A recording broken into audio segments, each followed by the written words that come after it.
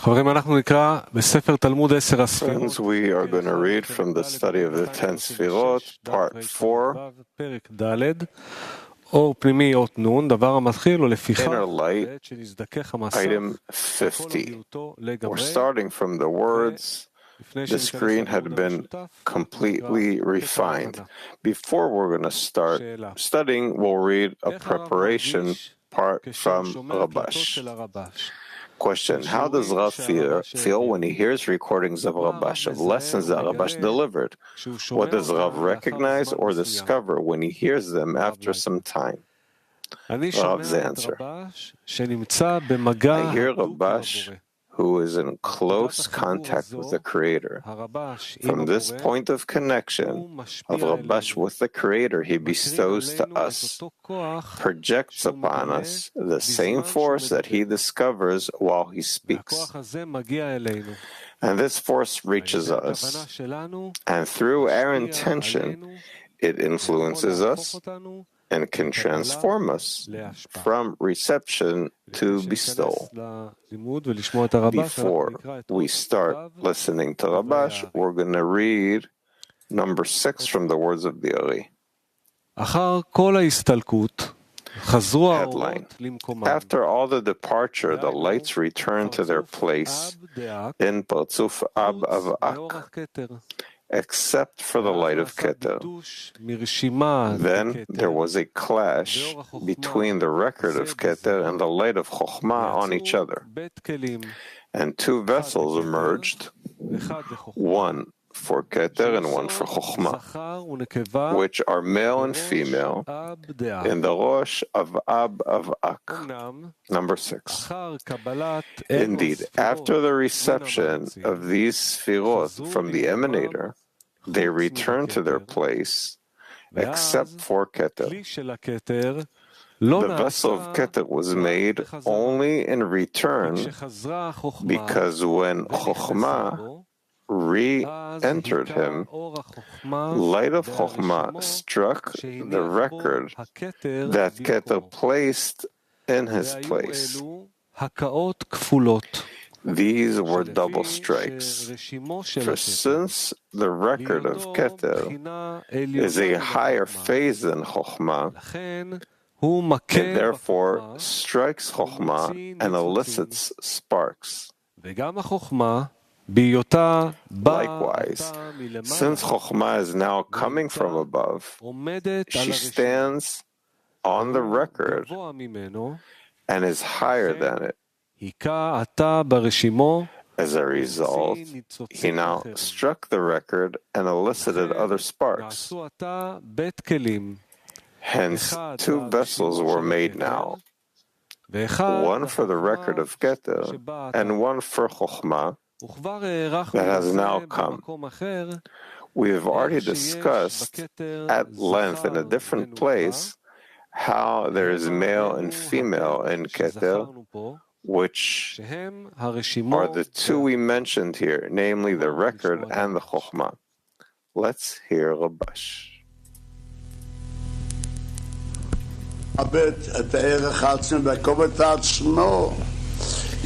To value oneself, it can be that he wants to control the table. When we have a prayer, they don't let him. Why? Because he's making the table dirty. So now he has to overcome. He didn't want to, he did want to. So we need to remember what we call a screen. It's a force that detains from his will to receive. If I don't have a desire, what am I detaining? That's why they say who's detaining, specifically when there is a desire. What's a big screen? That he has a big desire. That's obvious. He had the force to overcome, should also be greater. That's the difference between the screen of phase 4, phase 3, phase 1. Meaning, he couldn't overcome but only on a small desire. There's even a small desire that you can overcome to receive in order to bestow only the vessels of bestowal. Meaning, while he says in the prayer of Shema for the commandment, in full devotion, where he can hardly aim in order to bestow. Oh, so there you can't speak. And also, well, you can't do that either. Indeed, while the screen, completely refined from all its coarseness and equalized its form with the phase of Malchut Avosh, which is completely clean from the coarseness from above downward, naturally, the records included in it were completely silent and were regarded as non-existent. That means when we say that the screen refined, what was refined? The will to receive remains. What was refined? The screen. He didn't want to use it. We find that the force to overcome that was lost goes upward. What does that mean? It goes upward. There aren't any places. There's only equivalence of form. That before the Malchut Avosh expanded and descended downward, it didn't receive anything. Even though there was the will to receive, you have to say. Now when the screen rises,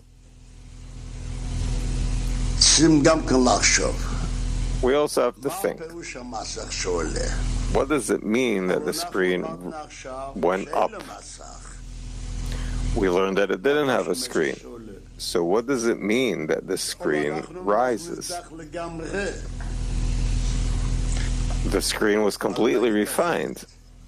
So let's say it in a different way. The detaining force he had,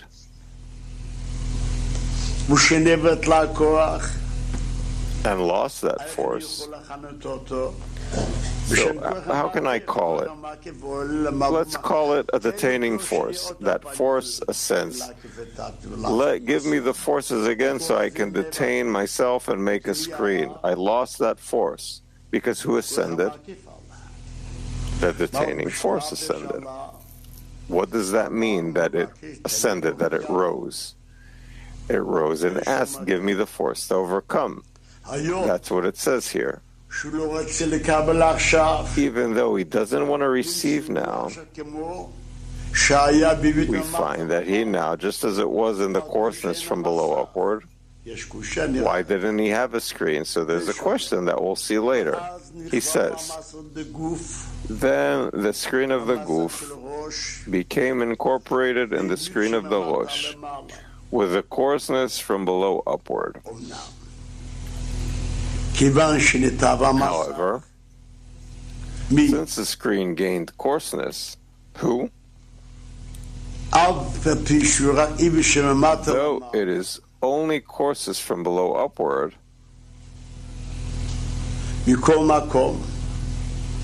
still,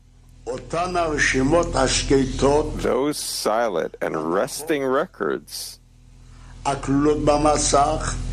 incorporated in the screen awakened and were revived because of that. Meaning they too gained coarseness.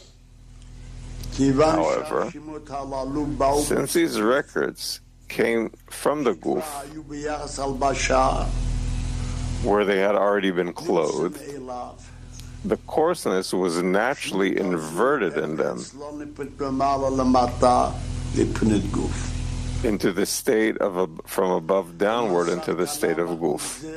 Consequently, the screen acquired a disparity of form from that is very far from the Rosh, as the measure of the difference between the discernment of Rosh and the discernment of Guf. What is written here? He tells us, how could the screen rise to the Rosh? Because it stopped receiving. The records were silent, that they don't receive anything. When it rose to the Rosh, the screen of the Guf turned out the screen of the Rosh in the coarseness from below upward. So then he says, because it became coarse, the screen, meaning already received the force to detain.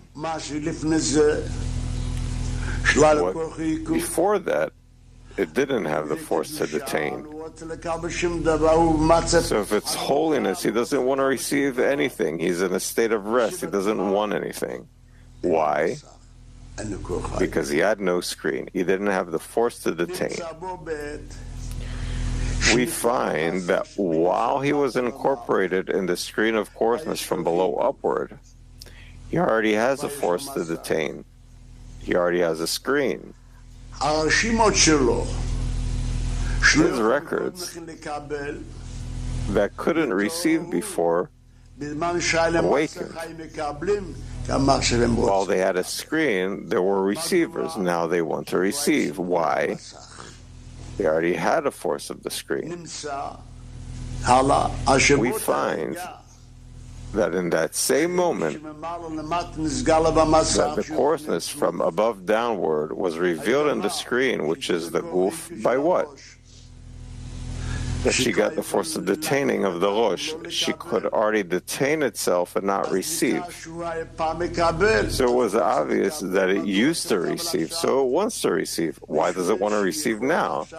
Because now it can aim in order to bestow. That's what he's saying. So we find at that moment, the coarseness from above downward appeared in the screen. What was revealed? That is in the state of the Guf. It is discerned that the screen returned, departed from the Rosh. There aren't any places here. So it came out of the Rosh. Why did it ascend? Because it didn't want to receive. If it doesn't want to receive, it's considered that it came out to the Rosh. But not to phase 4, called Tabu, but only to phase 3 of the Guf, called Chazeh. Why? Because it had a screen. The screen couldn't get coarse only upon phase 3, because phase 4 didn't leave a record in the screen that would want to extend.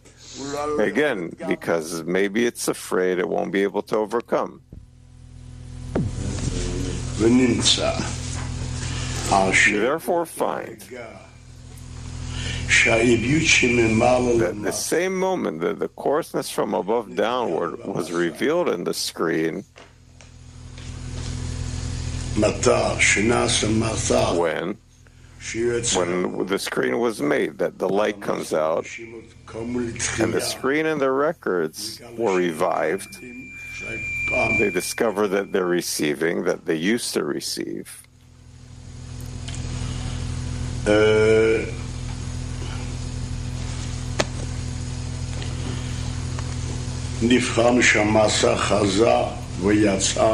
So we see that the screen came back and came out of the Rosh and descended to the Guf, but not to phase 4 of the Guf, called Tabu, but only to phase 3 of the Guf, called Chazeh.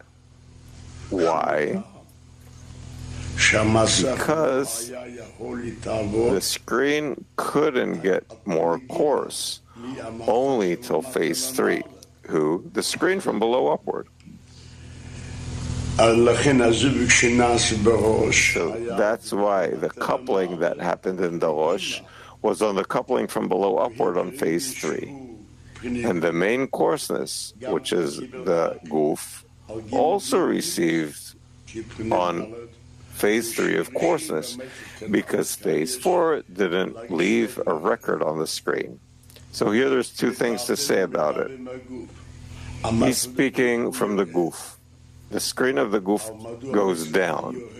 But why did the screen of the Guf descend? The screen of the Guf descends because it received coarseness. Which coarseness did it receive? From below upward. Meaning there was already a coupling on phase 3 of coarseness. So it can receive for phase 3 of coarseness. As long as it didn't have what to receive, it's considered silent records. So it's similar to the Rosh, and they can be in the Rosh. But afterwards, there's already something to receive. There's already a coupling on phase 3 of coarseness that they are able to receive. So the vessels of reception awakened. That it's considered that they came out of the Rosh and descended to the Guf. Student. But how does it know it's its place? Rabash. He's asking a question. Because in spirituality there is no place. What does it mean that it ascended? What does it mean that it descended? Ascended, went up, means when it stopped from receiving. Because it had no screen that could receive in order to bestow.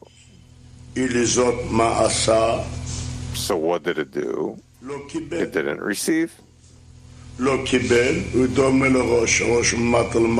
similar to the Rosh. The Rosh from below upward doesn't receive, and now doesn't receive either. That's called that it ascended, that there's equivalence of 4. From all the records that are silent records and considered as if there's no reality there. But now, when it was incorporated in the coarseness from below upward, that means that there was a coupling on those records. What did they demand? When did they demand? Because they're silent. The moment it's incorporated in the coarseness from below upward, they are activated. They're performing. So they're performing on the records that are in them. So we learned that there was a coupling in the Rosh of Galgalta on phase 3.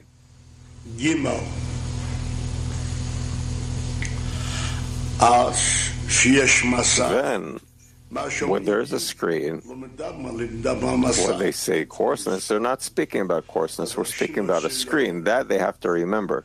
So his records, it seems that they're receiving. Why? They received earlier, now they also want to receive. When they want to receive, that's called a descent. But how many descend? They received only phase 3. Why phase 3? There is no more coarseness. That is called that they went down to the Chazeh. When they took phase 3, that's called that they descended to the Chazeh. But if they would receive on phase 4, I'd say that that's considered that they went down to the Tabu. It's not places. There's only coarseness of phase 3, that's called Chazeh. Coarseness of phase 4 is called Tabu. And the external Ab is the same degree. I'll say that again. Student, why? Rabash. Why did we learned that? First listen, that's a law. You heard the student, yes. Rabash, why? What's the external Ab? What's the internal Ab? I'm asking. Student. Apnimi is Chochma Keter. Rabash, no. I don't know. The inner Ab is the coupling that the Rosh of the Galgalta performed on phase 3. The student in general, Rabash, I don't know what's general. He's asking here, what is the difference when I say inner ab or external ab? So I'm asking, what is Galgalta? What's the difference between Te'amim to Nekudot of Galgalta? I always go backwards. Galgalta elicits the Parzuf of Keter. First there was Keter of Keter. That's called Te'amim, tastes. Now, Chokhmah of the Keter. That's already called Nekudot. There's the bottom 9 of Nekudot, Chokhmah of the Keter, until Nefesh of Keter.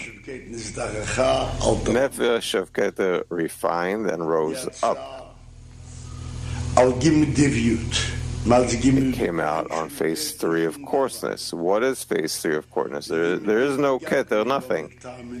In phase 3, I also learn about Te'amim, Nekudot. The first degree is called Keter of Chokhmah. The Nekudot are the bottom 9 of Chokhmah.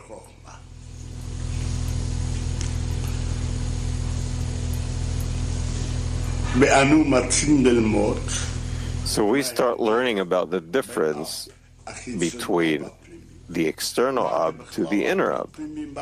What is inner ab and external ab? Where did that come from? So he explains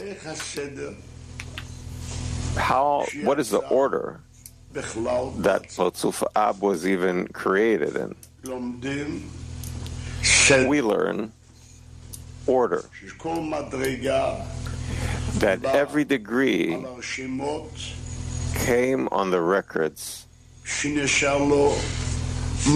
that remained what he wants to receive now. Every person goes according to the Reshimo of himself, that he's not extending the second.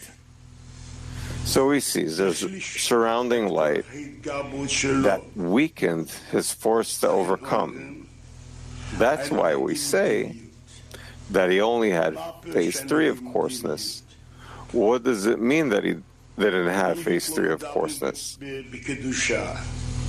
courses, we're not speaking about holiness. When we speak about coarseness of holiness, we're only speaking about the screen dwelling on that coarseness. So he says, phase 4 of coarseness we can't receive. Meaning, I don't have the forces, and I think that maybe I won't be able to overcome phase 4 on the degree of Keter. That's why he ascends upward, asks for the screen, the force to overcome, on phase 3. Because in general, the last phase is lost. He comes and tells us, what is the meaning that he ascended? What does it mean that he descended? There are no places. Ascended, meaning after he stopped using the coarseness. Why? Because he had no screen. He stopped from receiving. And that is like the root, that it came from Malchut Avrosh, that it didn't receive. Equivalence of form means that it ascended, that it's similar to the upper one. They are considered like silent records, and he says that they're not in reality at all. In the third line he says, then he was incorporated in the screen of the Guf, in the screen of the Rosh, in the coarseness from below upward. It's a different coarseness. You don't have that in the Rosh, only from below upward. But because it incorporated in coarseness, what is that? The screen, don't forget. The screen from below upward. So the silent records that were laid and incorporated in the screen awakened because of that and were revived. Meaning they also became coarse. So he has a screen. Since the records came from the guf, that they already had the clothing, so we see that from that coarseness, they inverted in him from above downward, meaning they wanted to receive in order to bestow. That's considered that they descended to the place. There are no places. They descended to the chazeh, not the tabu. There are no places, but what? Gimel was called chazeh, 4 was called tabu. So who performed this coupling? The Rosh of Gilgalta. Where is that light clothed? In the vessels of Gilgalta. On which degree? Degree of Chokhmah, not Keter.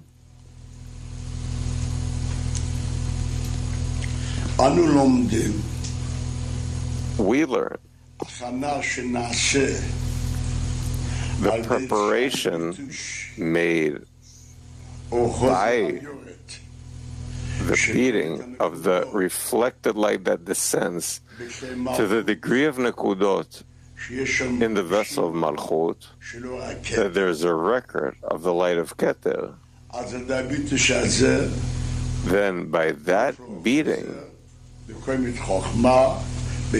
reflected light fell to the degree of Chokhmah in the vessel of Keter. And that's a preparation for the second Partzuf that could be the light of Chokhmah in the vessel of Keter. There's already a preparation from those sparks. That's difficult. Why? Which Chokhmah do you have here? Chokhmah of Keter. And there, you can say as much as possible. What's so difficult? What you couldn't was better, and there's no possibility. But what? There's already a preparation that from a smaller degree could come in a vessel of a higher degree. There's a deficiency. It would be better if not, but no, there's no such possibility. Student. So you could say first he received 5 doses, now 4. Rabash. Only ever 5, because you only have 5, always 5 discernments. We need to know, here, each and every new discernment, it doesn't have anything of the Keter, student, and it is Rabash. Only what comes from, you only have the degree of Chokhmah. As the light expands further down, that's a greater degree. If it expands to Bet, 2, it has the degree of Binah. If it expands to Aleph, 1, it has only the level of Zerampin. If so, if it spreads down to Tabu, you have the level of Keter. Student. Well, Rabash, if he can truly expand all the way down, he has a smaller degree. So he says, what is the order of Nekudot of Galgalta? And we need to say, it is the same order which exists in each and every degree. Meaning, if I say of Partzuf of Galgalta, from Peh to Tabu, that it has 5 discernments, 5 phases. So we need to learn that the 3rd phase was refined. That should be called Chazeh.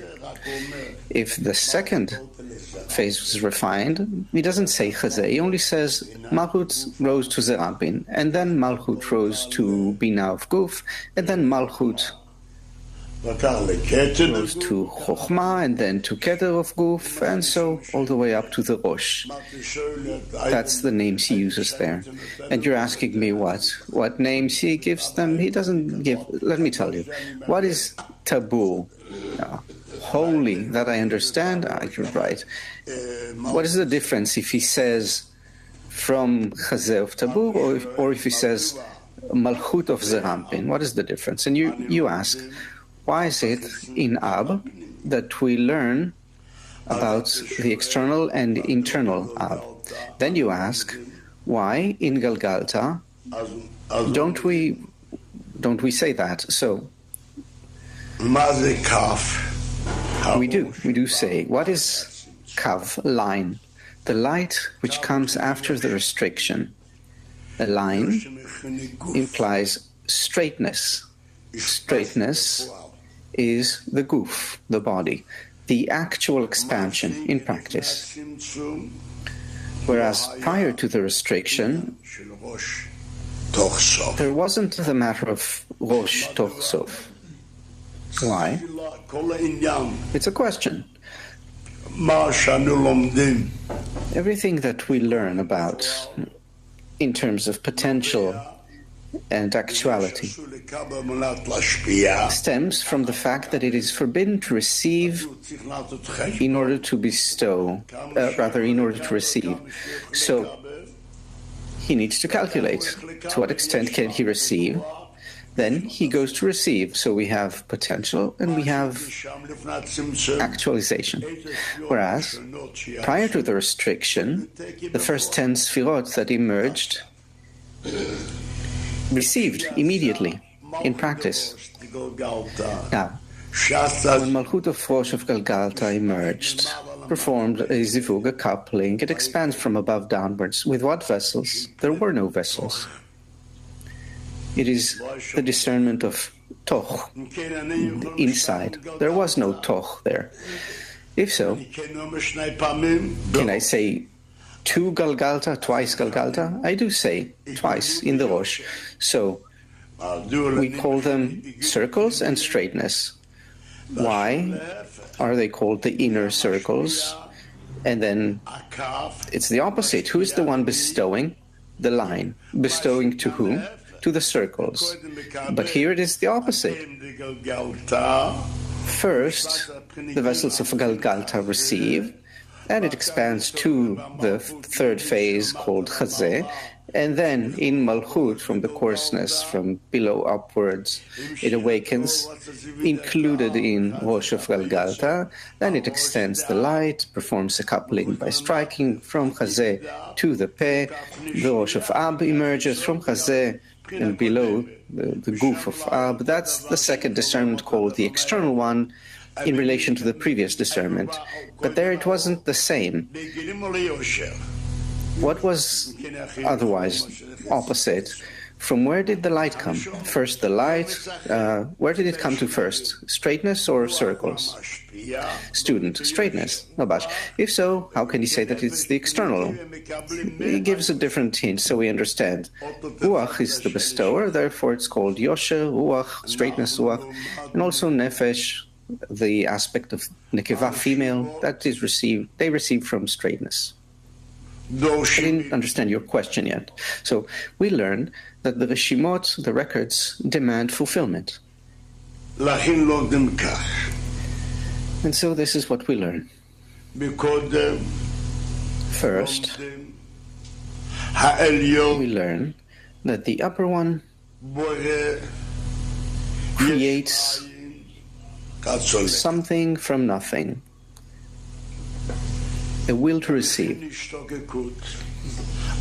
called yearning, also called the fourth phase, which is also called Malchut, which is also called the receiver receives in order to receive. What does it mean, to receive in order to receive? Since it has great yearning, wanting to fulfill that yearning, there is a lack. This is called receiving in order to receive. And this is also called Ein Sof, infinity. Why? Afterwards, a Sof, an end, is made over that phase. This phase no longer shines and will never shine. Then we learn. Records remain. The last discernment is lost, meaning the light that illuminated prior in receiving in order to receive, that is gone. That is not wanted anymore. So what Reshimot, what records does she wish to extend now? What remains? Records? The Malchut of circles now wants to draw records So in order to receive, in order to bestow, and this is called circles. There was no other discernment. After the light came, we say that there is no other light but the light of the line. Why is there no other light but the light of the line? And to the extent that the circles also have to receive through the line. We need to understand, we need to know what a line is. The line is called up and down. Before the light came, the 10 sfirot are called circles because there is still no up and down. There's no up in importance, no down in importance. The vessel is circular, round. Why? We learn, since the Rav wants to imply to us that the restriction didn't happen because of low importance, but rather because it was an adornment. That's what he calls it. That when a sof, an end, was made in the circle, meaning an end in a circular thing. There is no up or down in importance. That's the implication when he calls the 10 sfirot circles. Afterwards, the light comes. Who extends it? Malchut of circles. These records. And then he says, this is a law. The desire of the upper one becomes a law, an obligation in the lower one. If the first phase was only in desiring choice, later it is forbidden to receive. Forbidden. There's already a below in importance, down in importance. So the light is extended, there is no choice, it's forbidden. And so what light can be received? Only the light called 4 on 4, Daled of Daled. This is called the line, up and down. Therefore, who extended it? Malchut of circles. The light which comes now is called a line, up and down. What did this Malchut do? And they say another thing. Any change of form in spirituality is called a new discernment. Therefore, I don't call it Malchut of circles anymore. Now I call it Malchut of straightness. And so it turns out that we have two Malchuyot. Malchut of circles and Malchut of Yosher, of straightness. The Malchut of straightness made a screen, it made a calculation, seeing to what extent it can or can't receive. And it is said that the circles are the first 10 sfirot. They are similar to Rosh of Galgalta, to the Rosh of the line, which is called the 10 sfirot of Rosh of Galgalta. So after performing the coupling in Rosh of Galgalta from below upwards, this is difficult to understand. This shines in the circles, and therefore he says, why doesn't the Rav speak of the circles? It's like it's impossible to attain the head of the degree, the Rosh of the degree. In the same way, it's not possible to attain the 10 sfirot of circles. So what is being discussed? Straightness, the guf. From here, from Peh downwards. That's the order. And that's called the Rosh of Galgalta. It first elicited a coupling by striking of the face of 10 sfirot of Rosh from the Chazeh upwards, by the force of the coarseness from below upwards, included in it, meaning only on the level of Chokhmah, as it has only in its screen, it has only the coarseness of phase 3. And afterwards, it expanded from Chazeh downward to the phase of 10 sfirot of Guf, because of the coarseness from above downwards included in it. This is called the second expansion. What's the difficulty here? We've always learned the screen of taboo regarded as having coarseness from above downwards, called guf, body. It was refined. It lost the coarseness. And then it comes into equivalence of form, like Malchut of Rosh. It rose upwards, incorporated the coarseness from below upwards, which exists in the Rosh. And then there's a screen. Two kinds of coarseness, one which is his own, and one which he incorporated from the coarseness from below upwards. And we learn that before, the main coarseness is called the coarseness from above downwards. It expands downwards in the guf, down to the chazeh. More than that, there's no awakening. It didn't receive any more than that. And afterwards, the coarseness from below upwards awakened in it. And then the masach, the screen of the taboo placed at the chazeh, extended the light to the chazeh, and there performed a calculation like a coupling by striking in the Rosh, and it is called Rosh of Ab. And what exists in the Rosh later spreads into the guf, into the body. What exists in the head spreads into the body. Here he doesn't say that. What does he say then? Look, from the line starting with the chazein guf. It first elicited a coupling by striking of the phase of 10 sfirot of Rosh from the chazeh upwards, by the force of the coarseness from below upward included in it, meaning only on the level of chokhmah, as it has only the coarseness of phase 3. And afterwards it expands from chazeh downward to the phase of 10 sfirot of guf. But what is in the Rosh here spreads later into the guf. So what's written here? Afterwards, it's expanded from the chazeh downward to the phase of 10 sfirot of guf, because of the coarseness from above downwards included in it. That's an additional matter. This is called the second expansion. Simple. The second expansion is called the Partzuf Ab. If it didn't include it, it wouldn't have expanded. Why? There's a rule. What exists in the Rosh, the head, later spreads to the guf, the body. What does he say? He teaches us, he says another thing, another notion. Because Malchut is included in it, in the screen of taboo, therefore it could expand from above downwards. This is a bit difficult. Let's continue. Let's see. It is said, after the reception of these sfirot from the emanator, meaning after the screen of the guf had been refined entirely, regarded as having risen to the emanator, which is Malchut of the Rosh,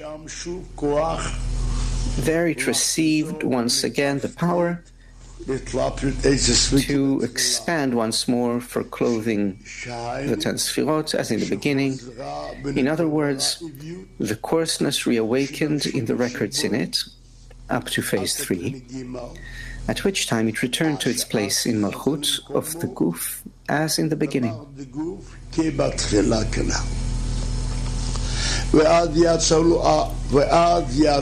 that state, the second expansion occurred in the 10 sfirot of Rosh and Guf as in the beginning, and the Ampin returned to their place, meaning the place of Malchut of the Guf. So now we need to start with the next item.